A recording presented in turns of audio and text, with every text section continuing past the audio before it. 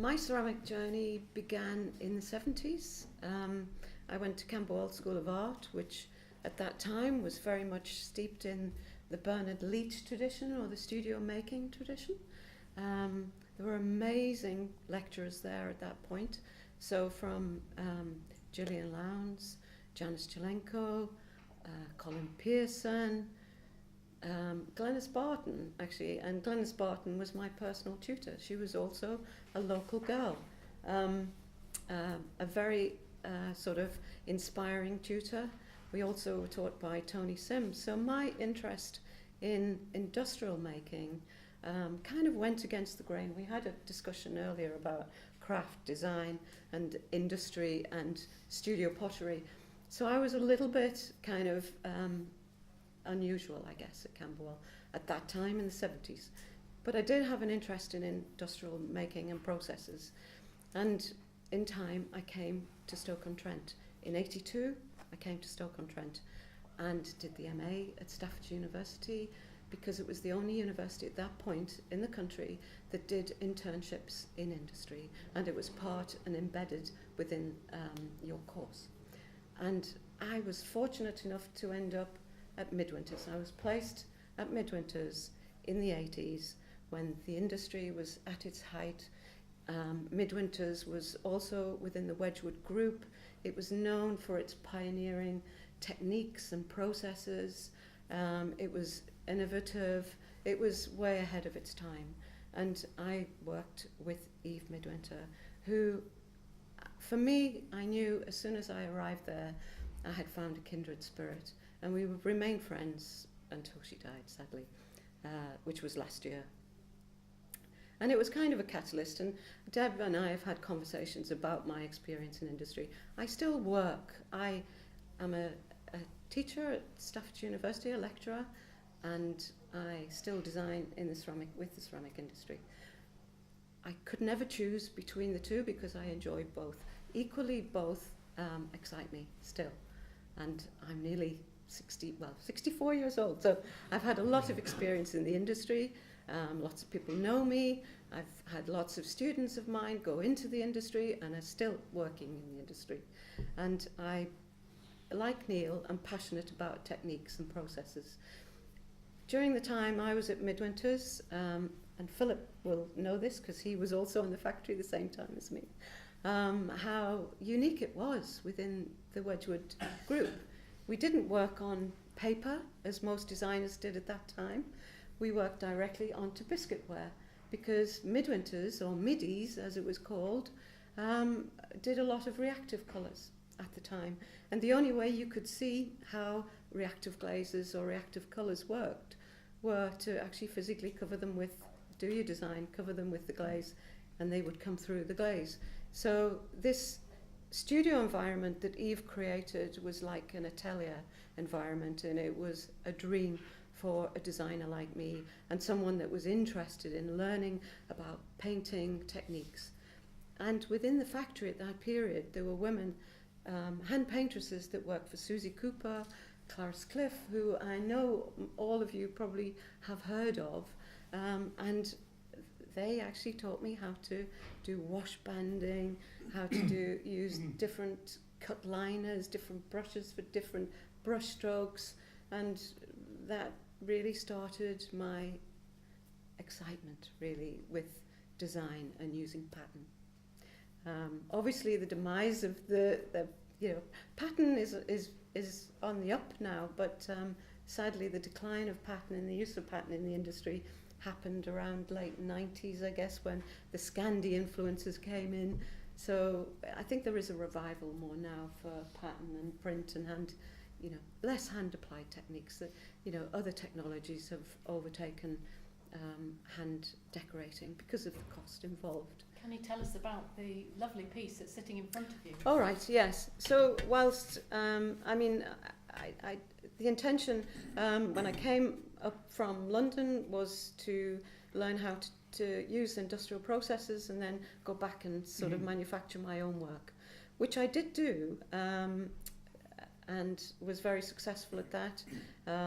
So yeah, this was made in the 80s actually. I can't remember exactly when, but I started doing this kind of work, and this was one of the pieces that I continued to make throughout my designing career as an independent maker. But I juggled with quite a lot. I was lecturing, and I continued lecturing at Loughborough. Now I'm at Staffordshire, but I also had my own business. I let that go a little bit and just focused on designing and working with Royal Stafford, who some of you may know. So Norman Tempest, who also worked at Midwinters, is a managing director of Royal Stafford. I worked with them over many, many years. And again, he kind of brought the Midwinter ethos and is very experimental in what they do. So I worked in tandem with them, and less so on their painting techniques, but certainly approaching my design work in a very painterly way that then was direct printed. I can't remember what it's called now, but with the Murray Curvex rubber bomb printed technique and processes. Thank you. So that's Thank you, me Angela, in a nutshell. Well done. Only 35 seconds. Oh. Paul, This one? Holdway. Yes, that's an H. Okay. What have you brought with you? What I brought with me is nothing. A piece of paper. Well, what do you want? My life story? Try Yes. and Yeah. give us 5 minutes so Okay. that sums up Okay, I left what, school what you've as we done do. and where you've been. I left school as we do. My hobbies were woodwork, making model aeroplanes and such, but I wanted to be a pattern maker for the foundry industry, where you made models for casting. Anyway, there's Hyde's Furniture, casting, forget what the works is called. Hyde's Foundry in Stoke had people that made these wooden castings. Anyway, at that point they were making them redundant, so my father knew somebody there, so anyway I didn't get a job there. Then he said, well, how about modelling? And I thought, oh yeah, I'd like that. And then he said, well, how about engraving? Anyway, my father at that time was running the photographic department here, and I always remember coming down like with him on a Saturday afternoon washing prints, and then there was an engraver, famous engraver named Frank Boothby, there working on some special commission. And anyway, he let me have some tools that day just to play with on a piece of scrap copper. And I thought, oh, I like that. So anyway, my father didn't want me here as an apprentice, so he said, well, I know what I'll do. I'll see if there's an ex-engraver named Jack Longmore, who was trained here, trained by his father here, and he'd set up his own little workshop in Milton. So I went to be his apprentice, which I really enjoyed. It was amazing. I met Clarice Cliff, I met, I've forgotten her husband, Collie Short, I met him. It was really interesting apprenticeship. Then we got another engraver. There were 3 of us in the end, and then it was either we got too much work or nothing. So anyway, at the point where we got nothing, Jack decided to call it a day, and he was invited to come back here as an engraver. So I came with him, and anyway, he didn't like it, so he went back again outside, but I stayed. So I came back here as engraver number 12. There were 12 of us, and I stayed ever more till it went into till my 65th birthday, and then that was in the April. By November it was in administration, and at that point my last task was to prepare copper plates to send to Malaya, and then all the machinery was I forgot the name of the company. Anyway, all the machinery, the state-of-the-art Murray presses we've got, went to Malaya, and then we were parceling these copper plates off. They sent a printer out there to train the natives. Anyway, they trained them for so many weeks, and they left after they earned so much to go and buy a fridge or something silly. Anyways, it was chaos. The samples that came back, they'd sort of send 6 samples where we wanted like 50 samples. Anyway, the shapes were twisted, the plates were twisted, misshaped, missized, poor printing, hopeless, absolutely hopeless. So anyway, there were unpaid bills, and they went in that finished. So that's why it actually went into administration, I think, for him. And what are you doing now? Well, I've been an author with David Draycourt and transferred printed wares. My main interest when I got here was actually working in a room with Jack, and there was a cupboard behind me with all the so-called badge copies. Anyway, there was one cupboard. They were all numbered, all neatly filed, and the printers used to come up for the specials, you know, whether it was the fishmongers or whatever company it was they wanted the badge. But the other one was the unnumbered ones, and every now and then we'd have a sample, can you match this? And then the apprentice or the youngster would have to go through all this cupboard, every one, to see if they could find the original copper plate. Anyway, right at the bottom of this cupboard were all the back coppers. And anyway, in my lunchtime I used to go through these, and they was all stained. You could hardly see what was on them. Completely unused, been unused for possibly since, I reckon the last back printing was here, was done about just pre-1900. For the badges, they used to, in the books it would say bat or press, or bat is back printing with not gelatine, with Scotch glue. It's glue, not gelatine. So it was either bat or press, so on, and that fascinated me. So I met up with David Draycourt at Keele University at the summer school, and he was coming up to retirement, and he wanted to write a book on the blue printed patterns, and I said, well, I'd joined Mr. Marford and Reg Hagger's class at Hanley Museum Night School, and I went out with Len Whiter, Tom Barlow was the modeller here. I signed up for that. We were threatened that we got to do some homework, you see, this was from Reg, and I thought, right, I'm going to proof print these back printed copper plates, and David said, well, I'm going to publish a book. And so did, not David, Len Whiter said, I'm going to publish a book. And he wrote, just prior to 1970, he wrote his book on Spode. Anyway, I met up with David, I'll say a bit later, and he said, well, you'll never publish a book on back printing. He said, we'll combine the book, we'll put back printing, pull and dust, or pluck and dust, the three processes that are used here, we put them into one book, and that was that book. So that's how that came about. Thank you very much, Paul. We'll We'll be returning to printing. I haven't finished yet. I'll have some printing questions for you Okay. later on, if that's all right. Oh, sorry. Philip, I know that you probably in 5 minutes won't get through the number of places that you've worked. In fact, I can't mention a single person or a factory where you don't say, oh, well, in 1963, June it was, I was blah, blah, blah there. So if you possibly can, give us 5 minutes on how you've got to this place now. Well, thank you for that introduction.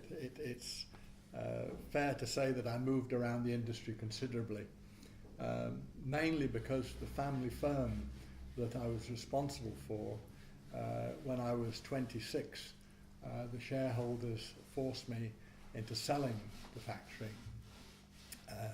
because they wanted their money out. This was in the very early 60s. Prior to that, I was born with a ceramic spoon in my mouth. And my father and my grandfather and my great-grandfather were all potters. Small family firms, and Grimwade's or Stoke Pottery was built by my grandfather. The D Road now runs through it, much to my consternation, because it was a lovely factory. It was a complete self-contained unit. It had its own mill, its own colour grinding, its own fritting. You could have put that factory down in anywhere in the world and you would have made good quality pots. Anyway, during the war, both my parents were working in the war industries and WBS and so on, and I was dumped, if you like, babysat by some of the people in the factory, and Sally was my first, if you like, instructor. I was, 4? It was 1941. We were still decorating pots and selling them across the pond to the States. And she put me to, if you like, cooking the size. Now, the size was a tacky substance, but it was made up of oils, Turks, fat oil, balsam. Balsam gave it the colour, and it was on a backstein. It really was a big lump of metal with steam pipes in it, and that heated it up, and on that was this lovely cast iron pot, and I was, at the age of 4, was stirring the pot. And my mum always told me, could always tell when I'd been stirring the size. And so the size was used to make glossed ware tacky, because the lithographs in those days were printed on tissue paper and backed with cartridge paper or a stiff paper. And when you came to use the lithograph in those days, you had to strip the tissue paper off, and the cartridge paper that was left was lovely for drawing on. And I used to help strip the lithograph off so I could use the drawing paper. But I brought this along as an example. This was made in 1946 by Grimwade's, Royal Winton, and this is a pattern called Cheadle. Royal Winton was acknowledged to be probably the best, if not one of the best, chintz makers in the world. And that was my father's philosophy, that he wanted to produce something that would sell, because he instilled in me that you've got to have money to do anything in commercially. There's no use relying on anybody else. So after that, I went through schooling, I went through my military service, came out of the army at 21, nearly 22, and the university wanted to charge my father with for my education, a means test. And so I said, no, I'm 21, you're not going to pay for me. So I went to the local tech, and that was the best thing I could have ever done. They gave me an absolute fundamental training, because I said to my father, I'm not coming on the factory as your son. I've got to earn my place and the respect. He said, all right, but I'm not going to make you bloody work. So the factory was only literally 3 minutes from the tech. So he built me a bedroom and a toilet in the factory, and I started work at 7:30. He gave me a small department to run, and it just happened to be the gloss placers. I'd see them work for nearly 2 hours. At 9 o'clock, I'd have my first breakfast, go across to the college, was there for 9:30, did my full time at the college, then come back at lunchtime, half an hour, see them start back at work and sort out any problems. So I had a sandwich course, but did a full-time course as well. And after that, I qualified. I'll boast. I got the silver medal for the pottery certificates and the bronze medal for building materials. So they reckoned I was quite brainy from that point of view, and I got the Pottery Manufacturers Federation Prize for travel. But unfortunately, my father died 3 months after I was qualified. So I bought a few shares in the company privately, and those are the shares that qualified me to become a director. And when my father died, I became managing director at 24. I had 400 employees. They all knew me, Christian name. I knew them. And this was the foundation. And I was my relations wanted their money out, but I persuaded them to let me run the factory for 2 years. And we made a good 5% profit after tax, but they still wanted their money out.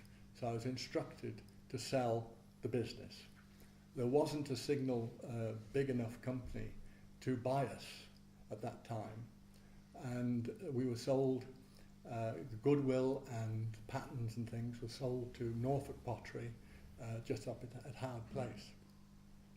And I turned my back on the industry, and because I'd been taught how to produce refractories, produce bricks, sanitary ware and everything else at the college, I got myself a job with John Summers, who were the steel makers, and I produced their refractories for their open hearth furnaces, super duty silica, ladle bricks, you name it, chimney bricks. We had 8 brick factories spread out over Cheshire and North Wales. We were nationalised, denationalised and so on, yeah? You're probably about 26 by now, aren't you? Yes, I'm about 26. I think maybe we can come back to that. come back to that. All right. Yeah? I'm sorry to go on a bit, but it's, No, that's all right. it's We've got the when rest you of get the when you get afternoon. past your 80s, you see, you do rattle on, and you have to have someone like to shut you up. Sorry. We will be returning to all Yeah. of you. But to turn now to Alan at the other end of the table. Yes, right. Alan. Well, talking about 80s, I think I'm just rattling. I'm not rattling on. It must be the dry bones. Anyway, yes, my first encounter with ceramics, pottery as it was called in those days, was in my native Yorkshire. Went to Huddersfield School of Art to do the initial art training there. And one of the things we had to do was a craft, and I just happened to find myself working with clay, and I found that I could throw. And so at the end of the 2-year course, the intermediate certificate, the option was to, if I wanted to carry on, I couldn't do any more at Huddersfield, to move down to the potteries, and I trained at the then Stoke-on-Trent College of Art. And in those days, the National Diploma in Design, particularly as it was special level pottery, as it was called in those days, insisted that we all had to learn the crafts of, well, the industrial crafts of ceramics, which meant learning to become very proficient modellers. Neil somewhere, wasn't it? Nim. Modellers, mould makers, printers. We went to the Stoke Printing School to learn to do and to become proficient lithographic printers. And indeed, yes, the first prints were printed on stiff-backed paper and tissue, and we had to learn to apply them as well, and it was very tricky. Yes. It was very tricky, trying to get it all down without a bit flaking off. But while I was there, Johnson Matthys, London-based gold bullion dealers, but I got an interest in using they produce colours as well, ceramic colours and gold lustres. Had developed screen printing, principally for glass to begin with, but they extended it to ceramics and eventually decided to build a factory in Burslem.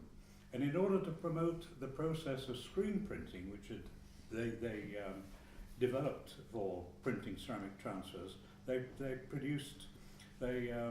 promoted a competition, Johnson Matthey screen printing competition, and I managed to win that twice. The prize was £50, which was quite valuable, I suppose, now when you think about it, in the mid-50s.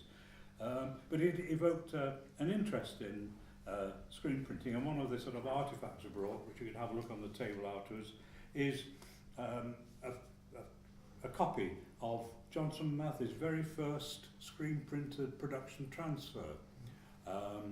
Neville Wynne was the art director, and he sent a copy to one of the Burslem people some while ago. So this was the very first screen-printed commercial ceramic transfer. I think displayed at an exhibition in Wembley in 1947. Interest in screen printing was developed. Anyway, having qualified in Stoke and becoming a proficient printer, as well as mould making and so on, I eventually was looking for a job. And I was persuaded to take a job at Empire Porcelain Company, which is where the Empire filling station is, just up the road on the other side of the railway bridge. In fact, directly above one of Grimwade's factories. We were neighbours, which is partly how I got to know Philip way back. And one of the attractions of Empire Porcelain was the fact that it was they specialised up to that point in probably not a dissimilar range, but they specialised in crimson and green banded ware with rubber gold stamping all over it. Not particularly high quality really, but that was their forte. They decided they wanted to sort of get with the 1960s, and they employed a consultant designer, Tom Arnold, who some may have heard of. Very involved in a number of places in the potteries. But he, the other attraction, so one of the things he did was to design a new range of contemporary tableware, which needed contemporary patterns. And the second, so he brought me into the team. I was the staff designer there, and he, the second thing was that the factory had actually set up a small screen printing section, and the aim at the time was to produce badges for Bass pub ashtrays and water jugs for the drinks industry, that sort of thing, commercial ashtrays and jugs. And they used screen printing because it was very flexible, it was simple, and it was very cheap to set up compared to litho. So I went there and I saw the potential of this, and so and the other thing was that in the industry at the time, I knew someone who joined Wedgwood's, the Barlaston outfit, as a designer, and in 3 years she didn't get a single pattern produced, whereas I went to Empire Porcelain, and within 3 months this was accepted, taken on by the management, it was printed, it was put on display, and it actually it was actually given the design centre approval. You've got a little design badge on it. The very first time the firm had a pattern in the design centre. And again, this was produced in-house, and because they wouldn't have risked, in those days, if you wanted an edition of transfers, the minimum number of quite large sheets, I think they were double elephants, large sheets, 2,000 sheets was the minimum order, and so they tended to pack them with all the different motifs and so on. But quite an expensive business. But with screen printing, probably about, I don't know, a couple of £3 worth of materials, and you could actually you could get a pattern produced and printed. Formed a real interest in screen printing. At that time, of course, the beginning of the 60s, the potteries was in full flow then. I think it was pretty well, there were the odd little dips here and there, but it was pretty much all full production, and also beginning to introduce new processes and so on, new machinery. But it was the most exciting time to be in the industry. And of course you've spent many years as a teacher as well. Oh yes, thereafter it was drawn into education, trying to impart what I'd learned to others, and some of our students in Wolverhampton did find their way into the industry eventually. So. Thank you, Alan, very much. Paul? I was just thinking how incestuous this business is. The times I've come back from New York with Norman Tempest on a few boozy flights. I knew Roy Midwinter very well. Philip I used to work with. Johnson Matthew I used to deal with on decals. It's just a old home week, isn't it, really? But there you go. And Paul, of course, worked here. I started at Spode when I was 15 as an apprentice engraver. My mum got me the job. She worked here. I don't belong to any of these grand families that you hear about as running these factories, and the only real person of historical significance in my family is he was the last person to be hanged in public and stuff. So that's really anyway. Mum got me the job as an apprentice engraver, which is very it sounds very romantic. The first 2 years was sweeping up, fetching coal, and going down to the shop and getting the fags and toast. So you didn't learn a lot. But I do have, much to my surprise, Paul, who rummages through all the engravings, of which we have a vast collection, found my apprentice copper. And Cindy downstairs took a print of it. It is all back to front. And it's a lot better than I thought it was going to be. It was surprisingly good. So anyway, although the industry was busy at the time, the Copeland factory was slowly winding down. I was made redundant from the engraving department. There was a large group, 3 apprentices, and I was the one to go. But I just moved into another job on the site, really. But the pottery was in difficulties. The Copeland family, who'd run it since 1827 or whatever, sold up. They sold this business to an American company for £1 and debts. That was the scale of the issue. The company was called Carborundum, and it was the first of a series of different owners. They've all tried to run a pot bank, and it's much more complex than they think, and they all thought we were all old-fashioned, sort of yokels, and they soon found out just how difficult and complex it was and got rid of them as soon as possible. I have worked for, I can't remember how many different companies, with the benefit of never having moved, because they just kept selling them. And when I was finally made, because everybody else had gone out, when I was finally made managing director, I was the 15th managing director in my own time, which just gives you an idea of the changes and the crap that this poor old factory had to put up with. That continued actually.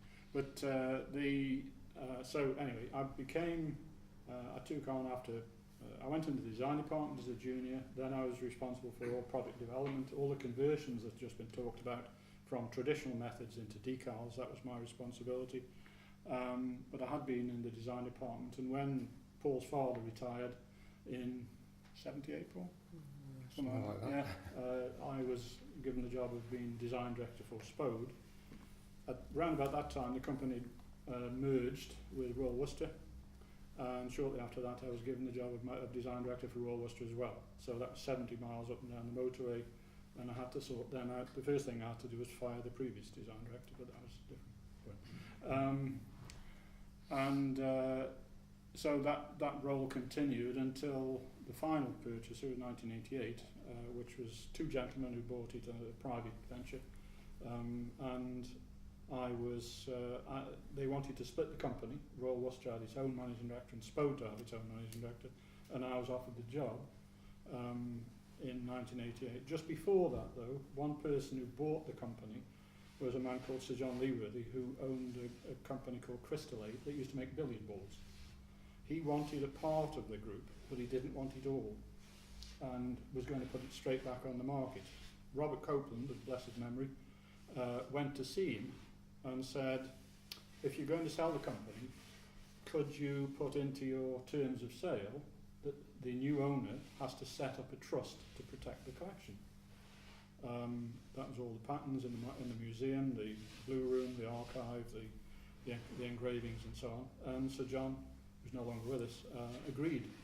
And so he wrote it into the sale document. So that meant the next owners had to set up a trust, the museum trust, and that was set up. I was one of the signatories in 1988, and in fact chaired the trust for a long time. So that was a big, basic move that's blessing is still today. But anyway, I had seen a whole series of how not to run the factory, and there's nothing like experience. And so I set to. One of the things I did demand with the people who asked me to do the job was that I had a very good accountant, because the one thing I can't do is add up. But I finished up with ultimately as managing director of Spode and Worcester again, and then a little bit later on I took on the role of executive chair of the American operation as well. So I seem to vaguely remember my wife during this time, but I used to get Christmas cards from airlines. I was doing sort of travel around the world. But very exciting time, and Spode, when I took over, was losing 3 million a year, and by 1992 it was making 3 million a year, and I'd had to let go of about 150 people, completely changed, got rid of a lot of contracts that weren't making any money, and put prices up, which wasn't very popular in some areas, and rationalised a lot of the range. But we were lucky at the time, because one of the things that happened was, as Angela just mentioned, is that it was the Scandinavian whiteware phase. When I got married, it was all, I don't know, G-plan and whiteware, that was the thing.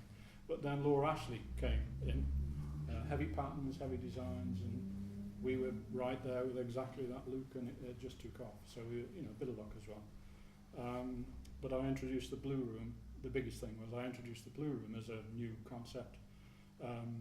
Part of the problem we had was we were finding it very difficult to keep work going for engravers, and that gave me a new use and reinvigoration of the traditional blue patterns, and that worked And I'm phenomenally. glad we're sitting here in front Yeah. of Yeah. some examples of Yeah. the blue that Spode's created over time, Yes, and that still has legs, as they it does. phrase It goes. sold extremely well. But what I did was change it from being a pattern-based product, dinnerware, into being giftware, and that was the big difference. Packaged it as giftware, and it sold very well. So that carried on until I retired, and when I was 60. I'd always planned to retire at 60. In 2009, so something like that.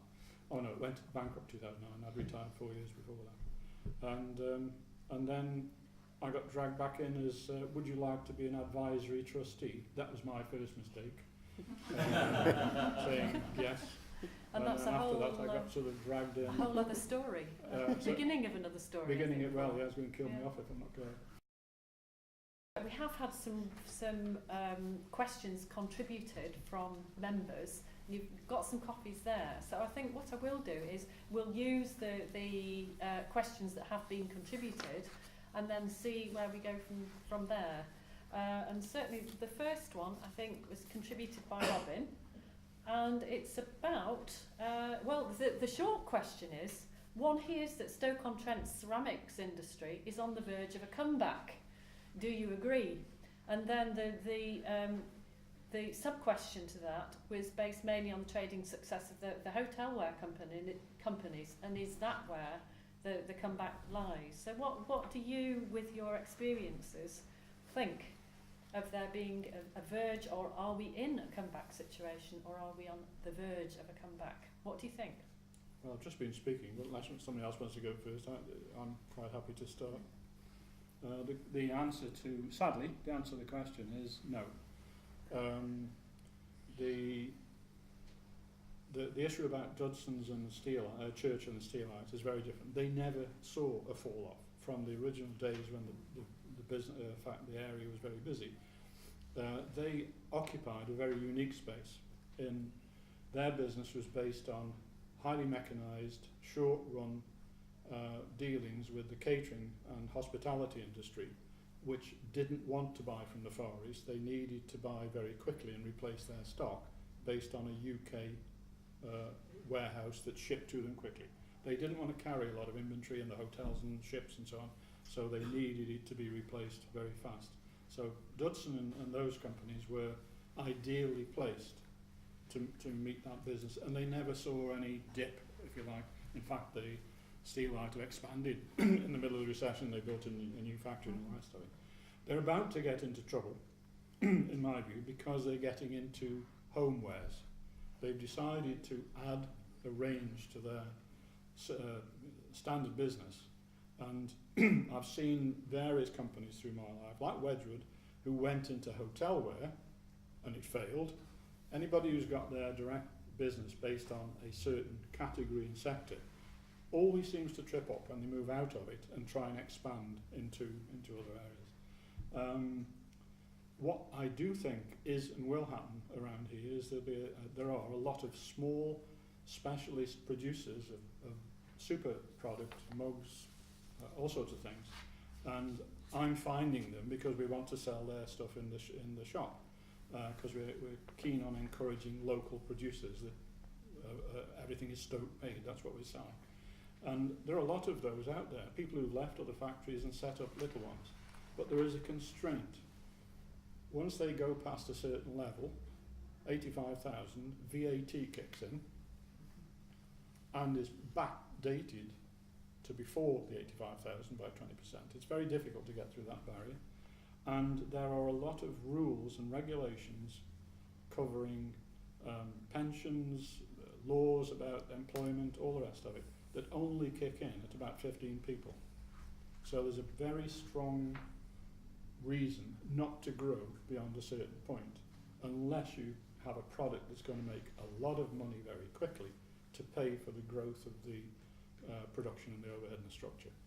People who've thought they could develop and grow a business, even in the last few years, have bought into companies with a big brand name and still not made it happen. Largely because, and this won't be popular in certain socialist circles, so many of the rules and regulations and employment benefits and so on that people have had given to them, nobody looked at them on an they looked at them on an individual basis, and even I would say that sounds perfectly reasonable. But when you add them all up, they are a huge burden on a highly labour-intensive business.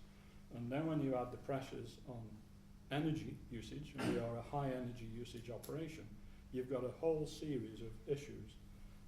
That's in the local domestic area. Outside of that, you've got people like the Chinese production, which improved dramatically and is supplying a lot of the world's production at, and we've all seen from Neil's thing, they don't care about environmental issues. They don't have to pay for these things, and they pay very, very low rates. Very difficult to climb out of that competitive position. And that's not even to mention the change in fashion and people no longer wanting to look after rich China and so on. So, sorry, a lot of small businesses, yes, a lot of encouragement, creativity. Big businesses, I wouldn't start one today to save my life. There's another thing as well. When I first came on here as managing director, there was one criminal offence for which I could be sent to jail as an employer if it got wrong. When I retired, there were 27. It's much easier to import it into a bloody big warehouse somewhere from somewhere else, employ very few people, and distribute it at a low price. One of the things I was up against when I was running the factories, it started to come in, particularly at Worcester.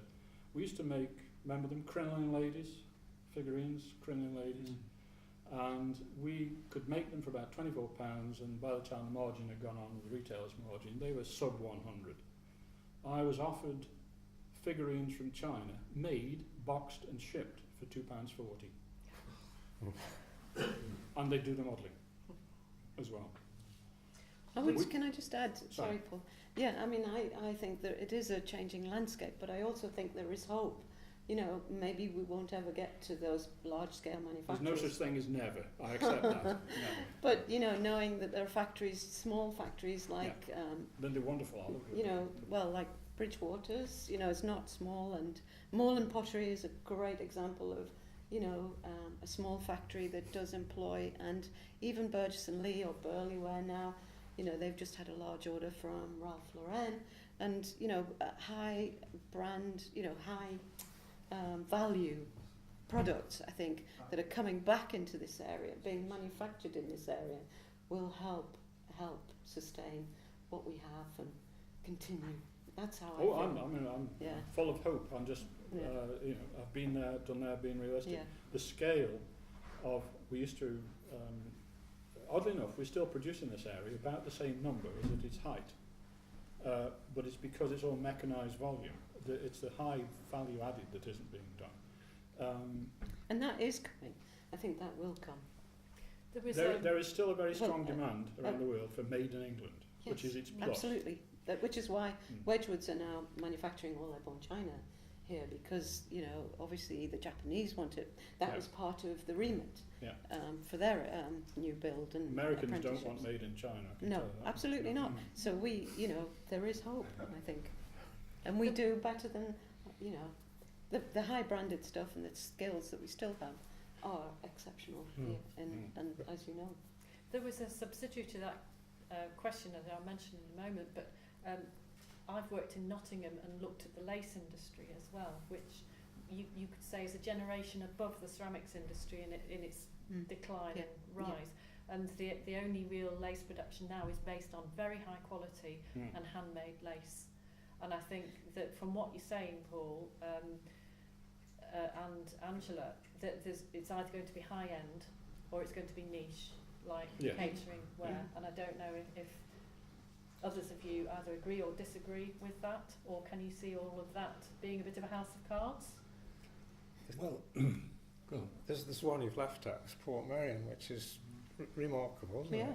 it? But the thing is, they're going into candles and all sorts of strange things. But if you look at the individual quote successes, the scale of them compared to the total pottery industry as was is bluntly peanuts. Yeah, well, It's good to see, and Yeah. I was delighted when some people who were forced to leave the jobs here went to Port Merion with it. But what they've done at a very low cost is they've bought in almost double the capacity or double the business they had, when theirs, I have to tell you, I know was in decline. So, you know, they were very lucky, and that the Spode thing happened when it did. And it fitted their earthenware profile. God bless them, what's her name? The other one you mentioned. That is a very niche. Bridgewater, thank you. One of the things that happens when you go in your 70s, you can't really remember. Bridgewater, Emma, they've done very well, but they don't have much of an export market. It's very much a UK business based on what I call kitchen products. The Arga group are the ones that they're selling to. And I'm extremely surprised that nobody's knocked them off, because it's such a simple production and production method. And their teapots don't pour very well either. Well, that's the worst thing for a teapot. But for me, they are slightly bigger specialist companies, and I think they could expand. But the thing you have to recognise is, as this gentleman knows, is the pottery industry itself was merely the assemblers of a lot of support material. Colours, gold, decals, clay, glazes, they'd all been taken out of primary pottery factories and subsumed into the area for a lot of employers. Those have largely gone, and building those up will be necessary to support a larger industry. Sorry, Philip. Yeah, I was going to support Paul in that area. The critical mass of the pottery industry, as we knew it, has gone. That means that all the subsidiaries, the colours, the gold, the suppliers, the paintbrushes, anyone selling into the industry have gone. And the problem is now you have to source stuff from London, from Taranto or whatever it is, and for someone to start up again is absolutely horrendous. The only way that we can get away with this is, as Paul and I used to say, if they ask the price, they can't afford to buy from Spode, if you remember. I only used to have two margins. It was embarrassing and bloody awful. Yeah. I was managing director of Spode for 6 years before Paul. I appointed Paul as the design director, if you remember, and your bloody fault, was it? Yeah, well, no. Your fault that you got where you were going. I had a team here of 400 people. We were producing around about £5 million worth of business. I'm talking the late 60s. And when I came here, the profit, Carborundum were running it, and we were getting a profit of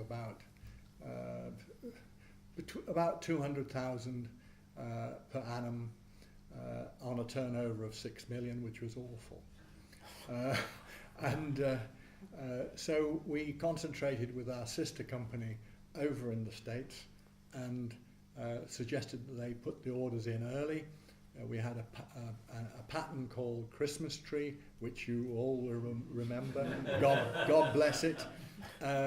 Paul used to design 12 new shapes every year, and we'd take 12 out, if you remember.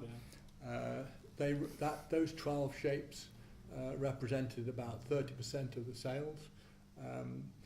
And we, overnight, we said we will we couldn't make enough Christmas tree for our sister company in the States. And the reason we couldn't make it is because they didn't give us the orders early enough. And we said to them, you give us the orders early enough and we'll produce it. They said, well, we can't pay for it. So we said, well, we'll put it on inventory. And that turned 200,000 into 1.3 million quid over 1 year. And that is when we suggested that we hide the money by taking the balance sheet. 500,000 was on the balance sheet for the museum, if you remember. And we said, all right, let's hide that money by taking it away and starting a trust for the museum, the actual pots in the museum. And that saved the pots, if you remember. And that was, you carry that on and made the thing absolutely safe. First thing one of these guys came onto the factory and said was, what's the value of that in the museum? Yes, and we had it valued by Sotheby's in the 70s.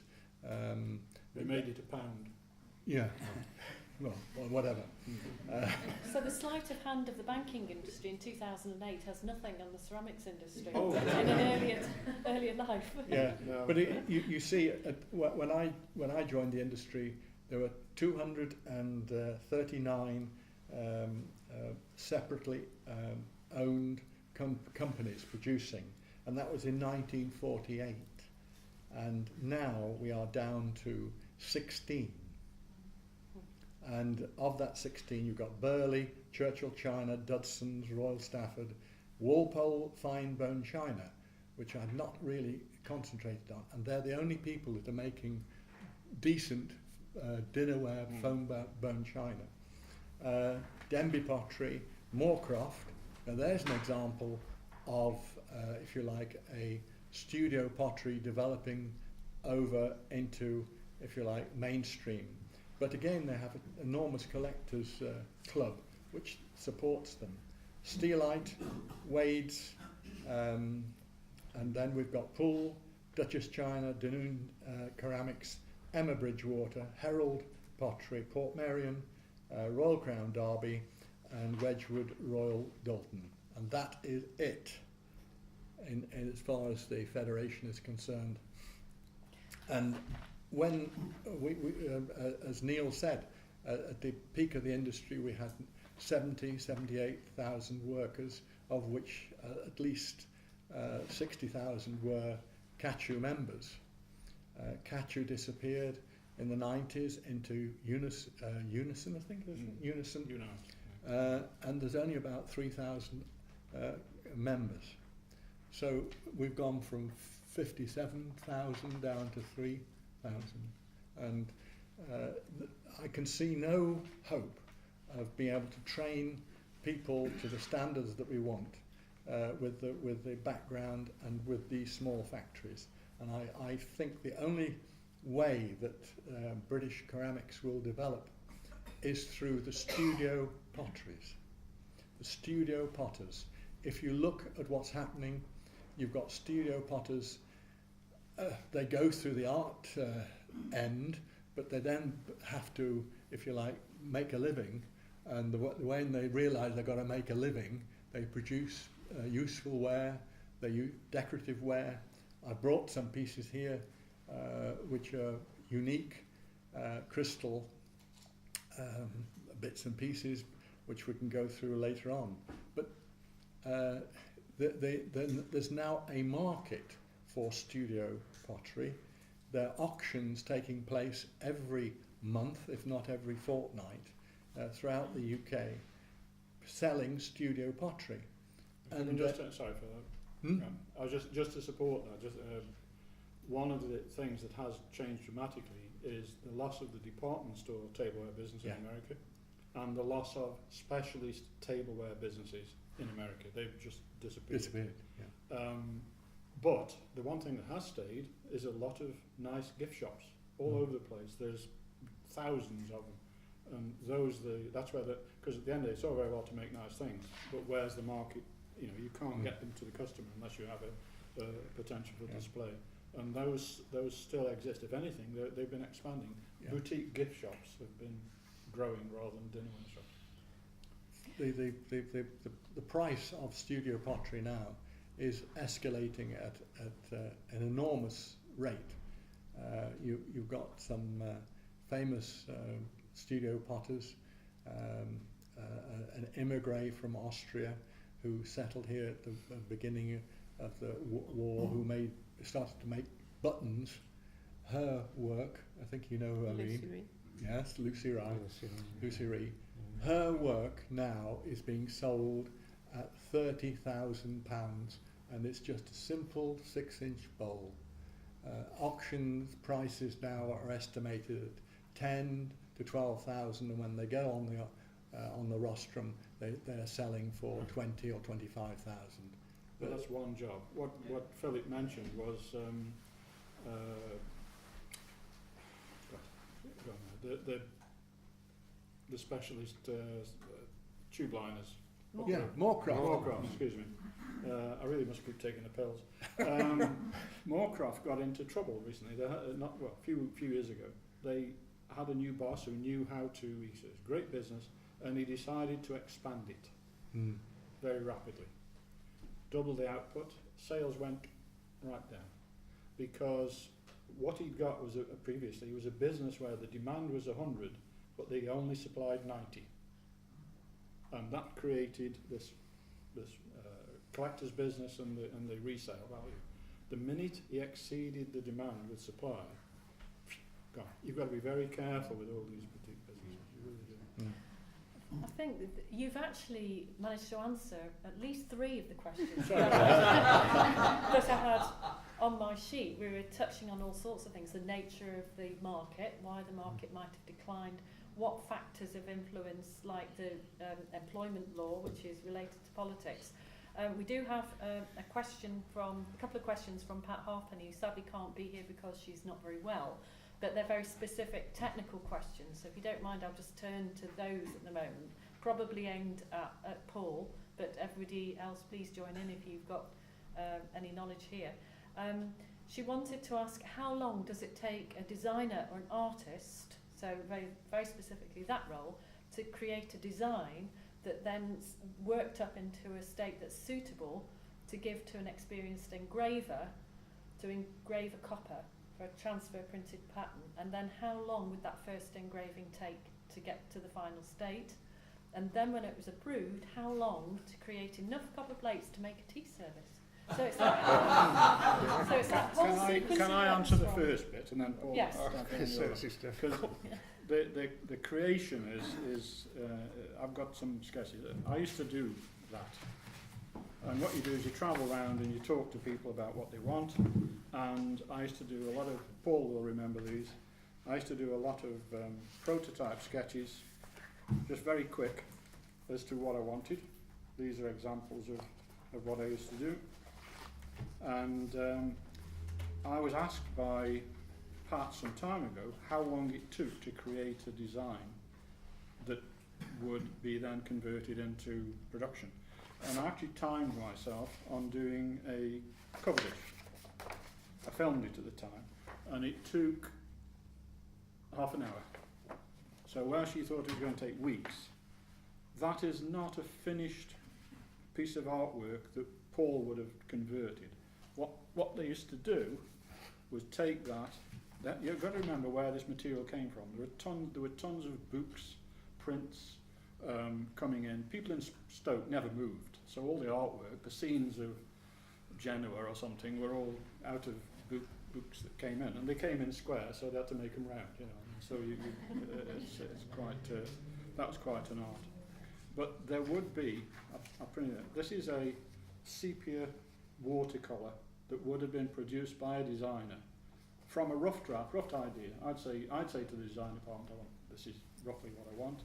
Got some great people. They converted that into fine art, but it's in a tonal range, and then that would go to the engravers, who interpreted those tones using dots, lines, and any variation in between. So that was the you'll have a look at those. But that was the way it was done, and the actual initiation phase was very quick. What you have to be sure of is what your market is and what it is you're trying to do. But I used to do the same thing for shapes as well as all sorts of stuff. But that was the way it was done. It is necessary to either do a lot of market research, which tells you nothing, or you have somebody who just drives the business and tells the team what it is you want them to do. And then everybody gets on with it and converts very rough sketches into precise and beautiful work that's 10 times as good as I thought it was ever going to be, which is always nice when you've got a good team. But that was the way it worked here. Other places, they would do prototypes, sketches, send them out around the market and get a feedback, which in my experience was no use at all. But there you go. That's, so once it was approved and going to production, Paul, how well, that's the next thing, because I would say, you know, yeah. So with there's Paul, two issues. Holdway, what yeah, there's two issues. One is, where's the market going to? If you were selling this pattern to Germany, they want everything. So they'd want a complete range, 3 cover dishes, 2 soup tureens, different sizes. If you were selling to America, they wanted a place setting and a dish and a baker, end of. So I loved selling to America, but that was a fact of the market you were selling it to, and that would then affect how long it took to get it to market. Could I take you back to the bad old days of the National Diploma in Design and the final examination of that in the 1950s, and at the end of your 2 or 3 years, it was a Ministry of Education administered qualification, and there was a Ministry of Education examination paper. You had to sit down in an invigilated room with your drawing materials and blank paper, and that was it. And you were given a choice of 3 or 4 questions, and you had to decide which of one of these you felt capable of doing. And for my final job, for the exam itself, I designed an early one. The question was an early morning tea set, which comprises 2 plates, I think, 2 cups and saucers, a sugar basin, a cream jug, and a teapot. And we were given 3. Well, we had 1 day to design it, and the designs were then, you could take a tracing of it, make some colour notes, and then the drawing was sent off to the Ministry of Education to be examined. You then had 3 weeks in which to produce this, and I managed in 3 weeks to produce the models, the moulds.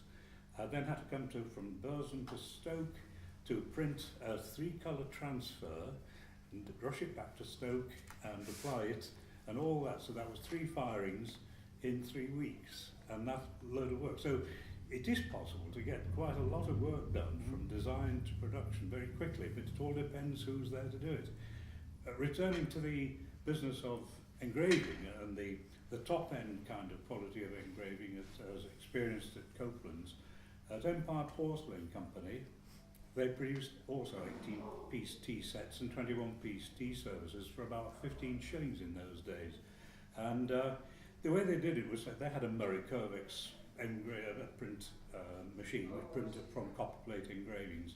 But in place of having all these different fittings, what they did was they had to create something which would print an 8-inch actual plate, but it also had to be capable of being reproduced on smaller plates right down to a saucer. The Hollowware was all just coloured harlequin glazed, whatever. But the design motif had to sort of work on this large scale. That was the one thing that would sell the set, but it had to be able to transpose out. So that's one kind of engraving, a different end engraving. Yeah, that was one of the that was one of the big differences with Spode. Each piece, if it was a set of certain time, had to have different centres to each piece. That's what makes it collectible now. People liked all that variety. This market we used to like because you could design a coach and horses with a pub as a centre, and the next plate had the coach and horses, and the next plate had the coach. Pretty So much that. that's what yeah. so from one engraving. But of course, that's there's a market for every type of product, and this industry, although they talk about the potteries generically, it was really neatly sliced into different categories, and you knew where your market was. Well, if you think about Old Country Roses, which I think probably everyone recognises, was launched in 1962, and it was really based on a pattern at St Mary's Works, which was called King's Ransom, but it was developed by a salesman and a production man, and they produced 3 sprays. In each spray there were 3 roses, and each rose was a different colour. And that was the basis for the whole of the ranges. So the lithograph, which they bought, was 1 sheet. And they could then cut it up and just use the number of sprays for a 10-inch, or the number of sprays for a 5-inch, or a saucer, or whatever. It was completely universal. And when I was at St Mary's Works and making 250,000 pieces of bone china a week, of which 5,000, it was 17,500 dozen, of which 5,000 dozen were Old Country Roses.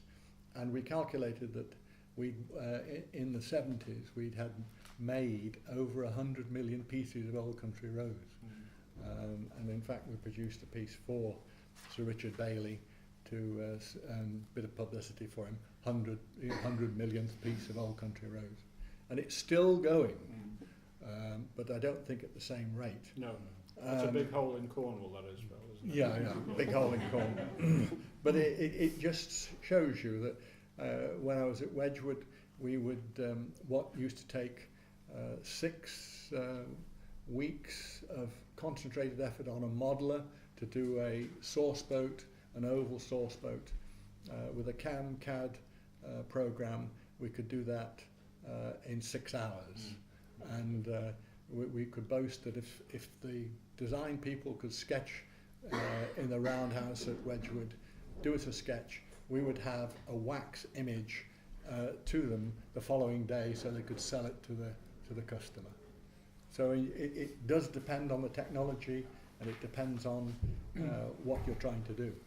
So, in terms of Pat's question, I think the answer is it depends on how long the piece of string is.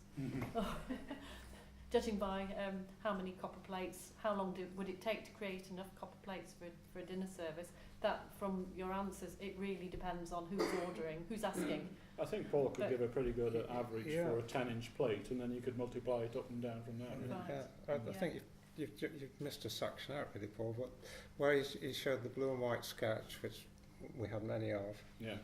Just to give us an idea, we what you forgot to say, we used to do mock-ups. Oh yeah. And we'd raid Yeah. either the pattern books or the copper plate room, and just do a rough One of the make-up. big advantages I had was we had this enormous reserve of print scenes and so on that Paul's talking about, and borders, and that would be an indication of what I wanted it to look like on a shape. But Paul and they'd go out and find something already existing, which was terrific.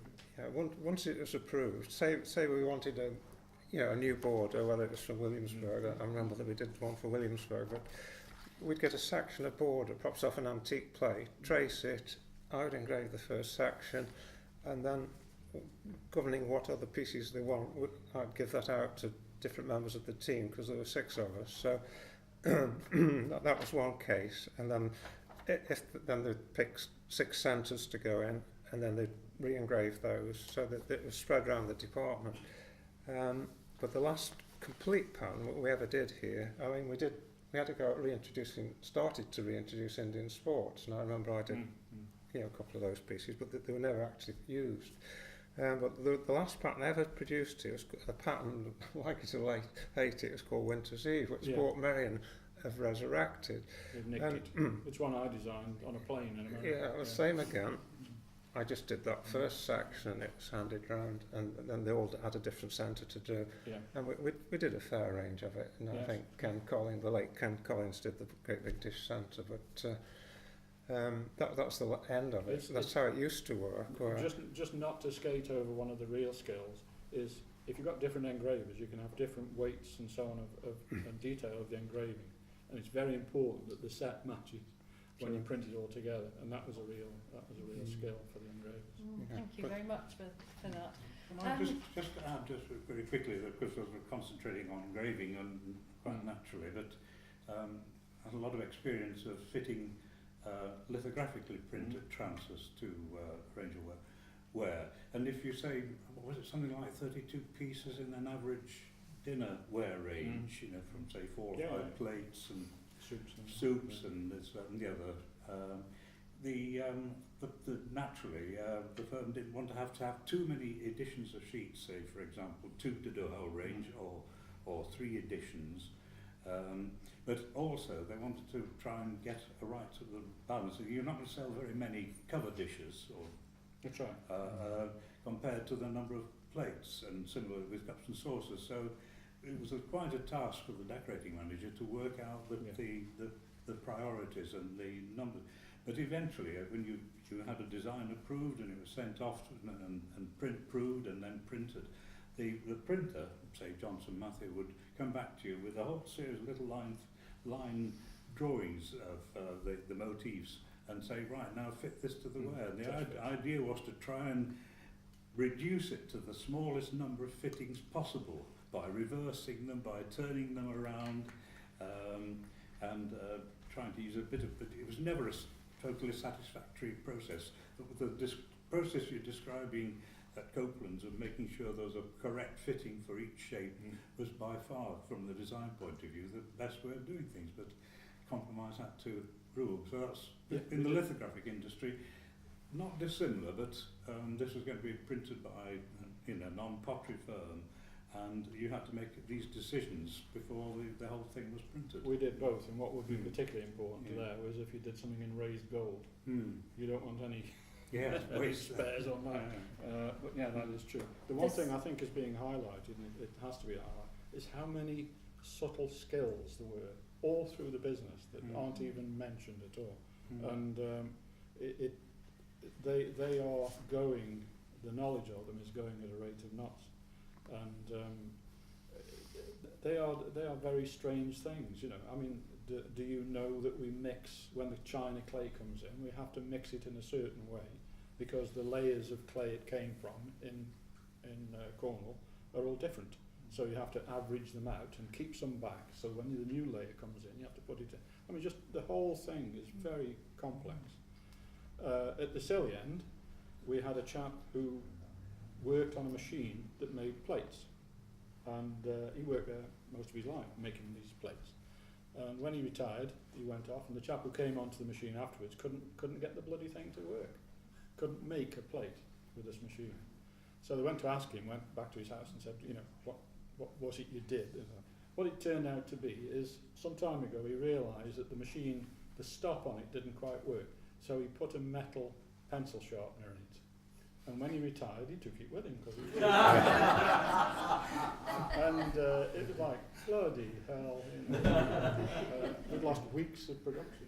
I think from the answers to this technical question, we've had everything from extremely sophisticated accounts of how prints can be fitted to a variety of wares, and then we've had stories of pencil sharpeners, and I've seen little tacky oil-filled bits of string leading to machines to lubricate them. Yeah. But what I want you to do, we need to think about winding up now, and what I'll ask you at the end of this, each of you, is do the panel have any favourite potter or ceramic artist or somebody from the past? And if so, what was it about them or their work that makes them your favourite or somebody memorable? So think about that for a minute. I can answer that very quickly. But at the moment, we've had a number of points raised here, and it's almost an impossible task to pick up any of those threads to try and reach conclusions about them. But if there's any questions that have arisen in your mind relating from what's being talked about, then please do share those with us now.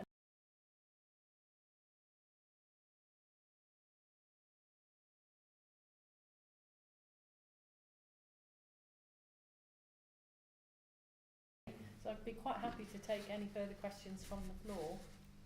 And if not, I've got more here. Roger. Perhaps the panel could answer a technical question that always plagued me. In 1817, Wedgwood... They're not that old, Roger. In 1817, Wedgwoods had been producing blueprinted engraved ware for about 10 years. And in that year, they ordered a new design from a man called Thomas Sparks, an engraver who had then moved from Staffordshire to London. Would I be right in thinking that basically what they did was merely order from him one plate of a new design, which was then worked on by their engraving department when they got it back to Staffordshire? I mean, he would be an artist engraver, he'd have a very limited staff. He couldn't have produced surely a production amount. Well, it would have been about 3 years from one end of the start of production to the other at the end. So they must have used a team. The normal procedure was for the first piece to be produced by the best engraver, who then produced the right textures and tones, and that was followed by everybody else to do, as I said earlier, make sure that the whole range was balanced. They still produced a set of trials and then balanced it up. They had to do that. But I don't know, I think a lot of the early engravers did come from London. There was a lot of high quality bookplate engraving and people like that got into it. But there were, at that time, I think, even local engraving people. But if Wedgwood had their own team of engravers, they were either flat out busy on other things, or it was something special that they wanted him to do, that only he could do the technique for some reason. I can't think what, I'd have to see the pattern to see whether that was true. We had specialists in certain, I mean, Frank Booleby was a great portrait engraver, for instance. Give it to anybody else and, you know, look like Donald Duck. But whether it was a specialist requirement, I don't know. It would be unusual and certainly be far too lengthy unless that gentleman had a big engraving department himself. Because there was a lot of other engraving went on, bookplate, silver, gunsmithing. There's all sorts of stuff being done by engraving. Thank you. Thank you very much for that question. Lynn? When you say that the best engraver would do the first plate and then everybody else would level it up, I don't quite understand that. Well, if you have a sepia print like that, it's literally got no dots and lines on it. It's just washes and tones. So an engraver would decide what style of engraving he would use to interpret that, and would decide whether it was punched or punched and etched or whatever. And that texture and tone would be followed by everybody else. In that area, it would be cross-hatched in the same way. And if you didn't do that, you would have considerable differences in the final product. But that was usual. I mean, at the time, it was often Frank Booleby who did the first one. And Paul, when he was around, he'd do the first one. And yes, I've got another question over here. Yes, a couple of rooms, Staffordshire University. Absolutely fascinating. Thank you so much. And I do think it was absolutely interesting to hear that most of the panel thought that the future is in the smaller groups, the smaller clusters, the artisan products. So my question is, if that's the time to come, and I completely agree, and my expertise is not in the ceramics, it's rather in the creative industries in general, but are there specific techniques or practices that you are aware of that cater for that, bringing prices down for much smaller runs, if that is the future? Are there techniques that we know of? Are there specific ways of producing smaller runs of artisan products. Unless you're making completely unique thrown pieces, and to me it's possibly one of the ways forward for the bigger industry. There are people who make whiteware that you can buy. So you can buy white mugs, do your own designs, print them on and all that sort of stuff. So you can do individual creative pieces. Or you make the piece yourself and you throw it and so on. I actually, going back on whether there was a potential for growth in the industry, one of the things I think has been missed is an opportunity for one big whiteware factory to make for the industry. Because the biggest and most complex and difficult bit is actually not the decorating, it's the making of the whiteware. And if there was somebody that was making that and could, and as Phil has said, it's become very easy and quick now to model new shapes by computer and all that stuff. There could be a lot of flexibility in there for individual creative people to say, there's my drawing, I want 100 of those or whatever.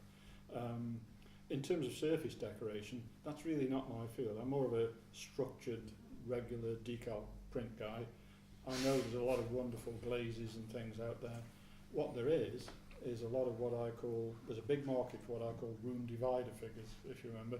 Things, people might not want a dinner set in a cupboard, but they do want objects of virtue in their rooms that are focal points, and that's a big market. I think that's a to great answer your market. question, I made this last year. You should apologise now. I think I was trying to become modern, but that's extremely difficult. It is actually. But the decoration on this was done in watercolour. I took it to a copier who copied this in inkjet printing in ceramic colours. He did that in half an hour, and I could have, by paying for him whatever I wanted, he would have produced me, it'd been expensive, but it's a unique piece, and so it is possible. I mean, I modelled the piece, blocked it, cast the piece. I probably did that in 3 weeks, complete finish.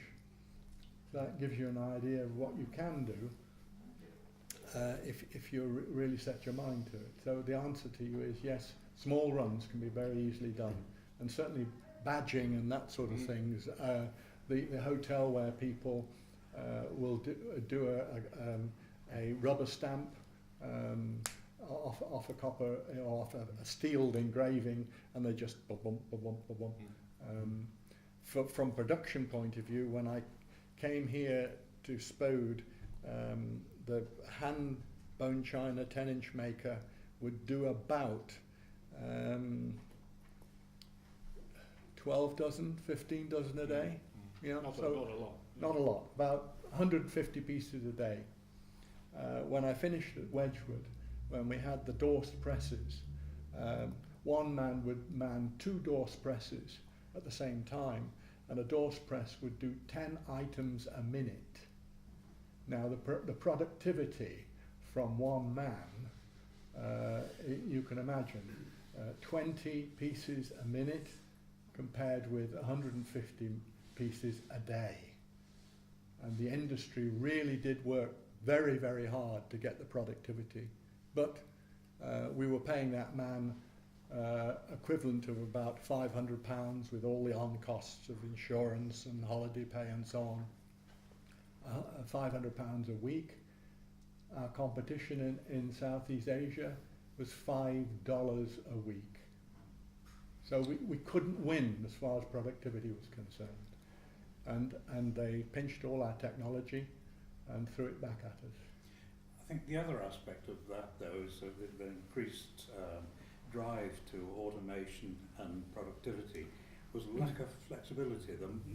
The more you invest in a particular machine, the less chance there is of actually making a quick change from one form to another. That's right. And I think that was one of the other factors, and that's really where perhaps if there is going to be a phoenix in the area, it will be born of flexibility, of being able to do smaller runs. I think that's one of the keys to the success of the likes of Steelite, and I did have some contact with them, and they did explain one of the reasons for their continuing success, which was right then they do automate the making in the shape making process, but when it comes to decorating, if there were 3 tea rooms in a particular tourist spot in one street, each one could have a different tea set or a different set of catering ware, because they used a lot of hand decorating processes, sponging, stippling, lining and what have you, which could almost instantly be changed, and I think that's going to be perhaps the route for us in the future. But it probably would have been on the same whiteware. Yes, it was on the same whiteware, yeah. But that's where This is Paul's idea. Well, both Paul and myself have the same idea, where you have a mass production whiteware, and these whiteware blanks you then stock inside your market, whether it be North America or Europe or UK, and then you have a silk screen printing unit that can do you 10 sheets, and you can do the order and dispatch it within the week. And if you work that type of business, no large producer can stand with you. You will satisfy your customer. You could almost do it by mail order, but I wouldn't go as far as that. You'd have to have a restricted design patterns for that. Phil's just reminded me that when I took over as managing director, you wouldn't believe it, but the lead times were up to 3 years from order to dispatch. Yeah. And I got really cross and said we might as well put the bloody next of kin on the sodding order. Do we have to bleep that out for the video, Darren? But if you remember, we got it down to 8 weeks. But if you remember, we got hold of 8 of our best dinnerware patterns, and we issued a cresting or badging service, and we said at the minimum is going to be 50% extra. At the maximum it'll be 200% extra. The person who took the order had to pay you up front, so that when you got the order you were paid for it, and then all you did, you guaranteed to deliver within, I think it was 8 weeks. 8 weeks. Yeah. And how we did this is we set up our own little silk screen unit, which both Paul and I got involved with, and it worked brilliantly. We pushed from nothing to £400,000 worth of business in a year, and we could take the whiteware, if you like, the decorated ware, out of stock and put the decoration on, refire it and flog it. And that was a really entrepreneurial way in your market, isn't it? Yeah. I think this is a really rich strand of conversation that we need to return to at some point or another. Right. Because obviously everyone's interested in the future and the way that things are going. I'm inclined to give some examples from, again, South Korea that I know about, but I think that's for another conversation another time. And what I want to do now is, I think we'll go in reverse alphabetical order this time. So Paul, you've got 1 minute. On what? 1 minute to tell us what technique or person from the past has influenced you or that you admire. In terms of there's 2. In terms of an art basis, Arthur Perry. You've only got 1. Okay. Tell us about Arthur Perry. Arthur Perry was a Victorian painter, and while most painters were specialists, somebody would do flowers, somebody could do fish, he could do anything, and his work is just wonderful. And I can only tell you that now, because if that drives the price up, I've got a big collection. So you have a vested interest. I've got a So dog in that although fight. you've been apprenticed as an engraver, it's a painter that you admire. Well, in terms of that work, but yes, obviously Frank Booby is just a genius. But there are so many, including Len White, who was a big friend of mine, and I admired him greatly. When I was managing director, I used to phone him up for advice. Thank you. Alan? Right, yes. It has to be screen printing from early roots, but I think that from being a poor relation to lithographic printed prints, it really came to a massive fore because of its flexibility. And when you consider that litho could only produce, you could do some underglaze printing with it, but basically it was on glaze. With screen printing, so flexible, you could print glazers, you can print tiles, you can print directly onto ware without having to resort to transfers. And in the latter days, the technology increased so extensively that thing that lithography could never do. I recall doing a little study on a 24 colour. Can you imagine a very specialised print? 24 colours produced lithographically. Screen printing managed to introduce 4 colour screen printing. I think this was 5 colours because of the extra. Unheard of for lithography. So I think screen printing really revolutionised various parts of the ceramic industry, and I am including tiles. It played a big part of tile production for many years at Johnson Tiles. So there we are, screen printing. Thank you very much. We won't take a vote at the end, but this could be a close thing. So, Philip, you're next. I'm next. Oh, sorry, I thought we were You're going key. We reverse alphabetical We're order. going sorry. to reverse. It's not an artist. It's not a piece, but it's a technique, and it's a technique of crystalline glazes. And I've brought 3 examples of them here. They are potter's pots.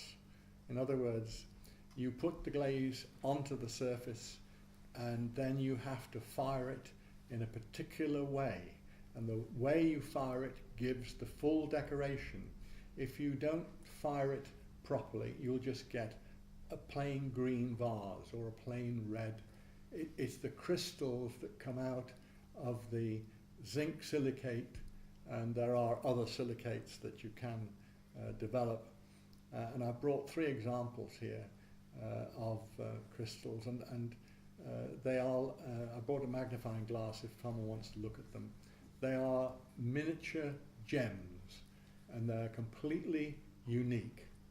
I use the word completely unique, I know unique's meant to be stand on its own, but they are standing alone. You cannot reproduce them. You cannot reproduce them. You can get somewhere close, but that's it. And so every piece of crystalline glazes I'm a sucker for. I'll go and buy them.